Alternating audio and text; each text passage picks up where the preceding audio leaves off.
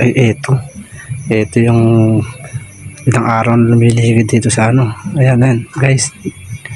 Ayan, tao na yan. Ilang araw na lumiligid-ligid siya sa bahay na yan eh. Ano kayang gagawin nito? Yung isang araw ko pa napapansin yung ano na yan eh. Yung tao na yan eh. Paligid-ligid dyan sa ano na yan, sa bahay na yan eh. Sinisilip-silip pa oh. May silip pa. Sige lang, ito ngayon. Oh, nakita siguro may tao. May tao siguro. Ayan guys, tingnan nyo guys. Ayan guys, nakaano pa siya talaga, nakapanyo. Para di siya makilala. Ang gagawin nito? Ang gagawin? Sige lang. Lama. Sinisilip. Sinisilip siguro kung tulog na yung ano. Yung nasa loob. Ano kayang gagawin nitong taong to? Ilang araw na to paligid-ligid dito to eh. Lama, nakahuli rin kita. Sige. Sige lang.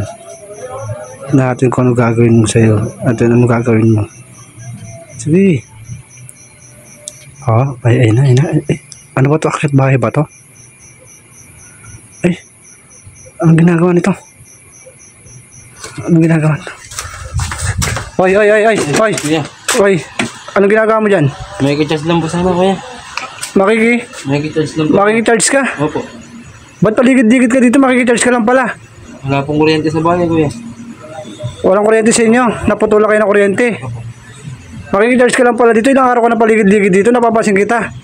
Ilang araw na din po kasi mo ilang kuryente. Tapos naman naka-face mask ka pa. Ay naka-ano ka pa. Nakapanyo ka pa.